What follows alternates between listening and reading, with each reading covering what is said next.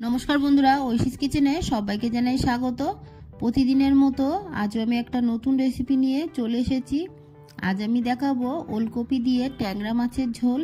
আপনারা বাড়িতে এইভাবে একবার হলেও এই শীতের শেষে ওলকপি দিয়ে ট্যাংরা মাছের ঝোল খেয়ে দেখবেন এর স্বাদ কতটা ভালো লাগে।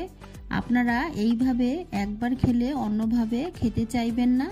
দেখুন আমি রেসিপিটি কিভাবে করি। প্রথমেই আমি দুটো ওলকপি কেটে প্রেসারে সিটি মেরে নিলাম একটা, তারপর জল ঝরিয়ে নিলাম। এরপর গ্যাসে কড়া বসিয়ে দিয়ে সর্ষের তেল দিয়েছি। তেলটা গরম হয়ে গেলে আগে থেকে নুন হলুদ মাখিয়ে রাখা ট্যাংরা মাছগুলো দিয়ে দেব। আমি এই রেসিপিটা ট্যাংরা মাছ দিয়ে করছি, আপনারা চাইলে যে কোনো জ্যান্ত মাছ দিয়ে করতে পারেন।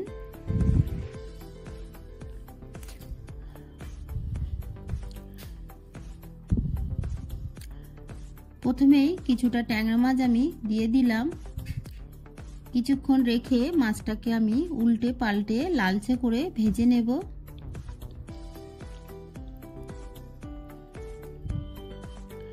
আপনারা যারা আমার এই রেসিপিটি দেখছেন প্লিজ আমার চ্যানেলটিকে সাবস্ক্রাইব করে আমার পাশে থাকবেন। ট্যাংরা মাছ দিলে গায়ে তেল ছিটকায়, তাই আমি ঢাকা দিয়ে দিলাম। ঢাকাটা তুলে মাছটাকে উল্টে দেব। তবে এই উল্টানোর সময় গ্যাসের ফ্লেমটাকে আমি লো করে দিয়েছি, না হলে তেলটা গায়ে ছিটকায়।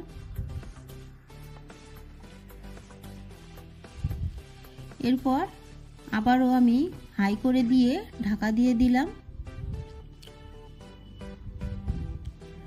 ঢাকাটা তুলে দেখুন মাছটা ভালো করে আমি ভেজে নিয়েছি। মাছগুলোকে তুলে নেব।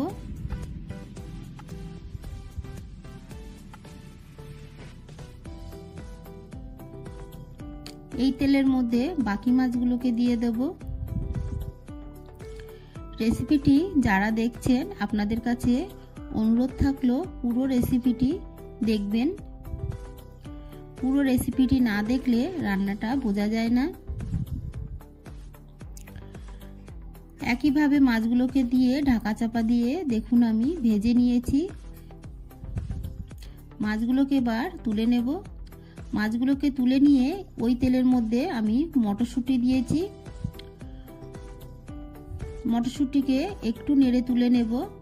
মটরশুঁটি দেওয়ার সঙ্গে সঙ্গেই ভাজা হয়ে যায়, খুব বেশি সময় লাগে না, তাই আমি অল্প নেড়ে মটরশুঁটিগুলোকে তুলে নিলাম। এরপর ওই তেলের মধ্যে বেগুনগুলো দিয়ে দেব। একটা মিডিয়াম সাইজের বেগুনকে আমি কেটে দিয়েছি। তবে আপনারা যারা বেগুন খান না তারা বেগুনটা দেবেন না, শুধু ওলকপি আলু দিয়ে এই একইভাবে রান্না করবেন, খেতে ভালো লাগবে। দিয়ে দিলাম একটু হলুদ গুঁড়ো, এরপর দিয়ে দিলাম লবণ,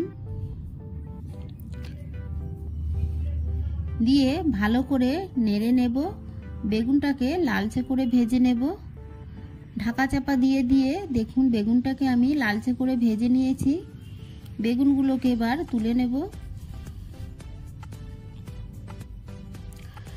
আপনারা বেগুন না খেলে এর মধ্যে শিম দিয়েও করতে পারেন, সেটাও খেতে ভালো লাগবে।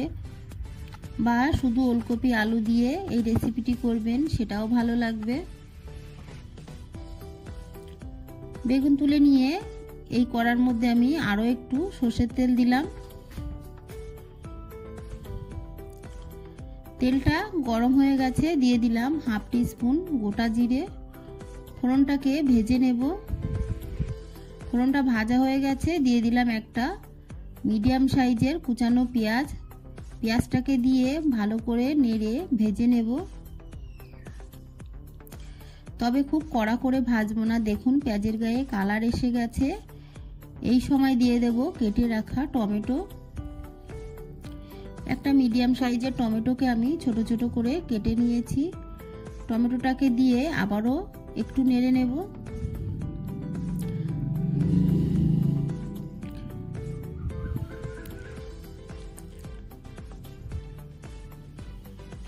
টমেটোটাকে দেখুন খুব ভালো করে আমি নেড়ে চেড়ে ভেজে নিয়েছি। দিয়ে দিলাম আদা বাটা, দিয়ে ভালো করে নেড়ে দিয়ে দিলাম জল। যেহেতু আমি গুঁড়ো মশলা দিয়ে দেব তাই এই সময় একটু জল দিয়ে দিলাম। দিয়ে দিলাম জিরে গুঁড়ো, দিয়ে আবারও একটু নেড়ে নেব। এরপর দিয়ে দেব হলুদ গুঁড়ো, দিয়ে ভালো করে আবারও একটু নেড়ে নিলাম। দিয়ে দেব চেরা কাঁচা লঙ্কা। ঝালটা আপনারা যেমন খান সেই মতোই দেবেন। ভালো করে নেড়ে চেড়ে মশলাটাকে কষিয়ে নেব। এই রান্নাটায় আমি কাঁচা লঙ্কার ঝালই দেব, তাই লঙ্কাটা একটু বেশি দিলাম। এরপর সেদ্ধ করে রাখা ওলকপি আলু দিয়ে দিলাম। আমি প্রথমেই বলেছিলাম ওলকপি একটা সিটি মেরে নিয়েছি, ওখানে আমি ওলকপি আর আলু একই সঙ্গে সিটি মেরে নিয়েছিলাম, আমার বলতে ভুল হয়ে গেছে। দিয়ে দিলাম লবণ, দিয়ে ভালো করে নেড়ে সবজিটাকে কষিয়ে নেব।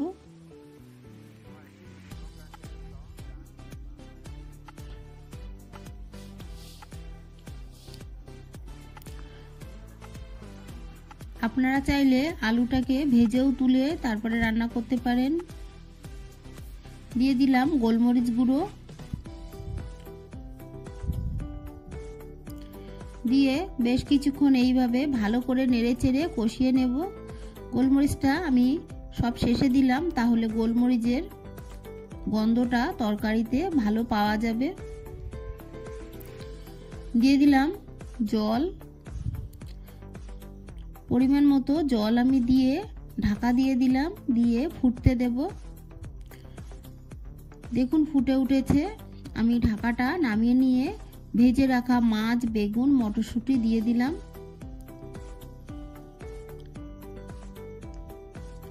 দিয়ে ভালো করে একটু নেড়ে চেড়ে দিয়ে আমি আবারও ঢাকা দিয়ে বেশ কিছুক্ষণ ফুটিয়ে নেব।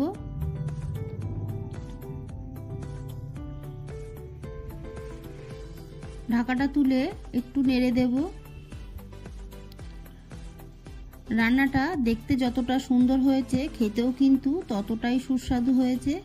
আপনারা বাড়িতে একবার হলেও এইভাবে ওলকপি রান্না করে খেয়ে দেখবেন কতটা টেস্টি হয়। আমি একটু লবণ ঠিক আছে কিনা দেখে নিলাম।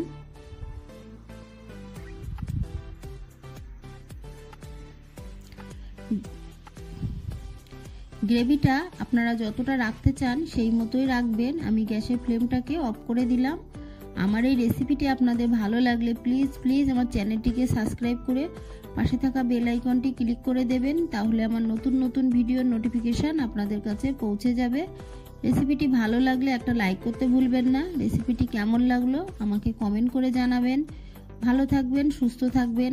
আবার দেখা হবে পরের ভিডিওয়ে। পুরো ভিডিওটা দেখার জন্য সবাইকে জানাই অসংখ্য ধন্যবাদ।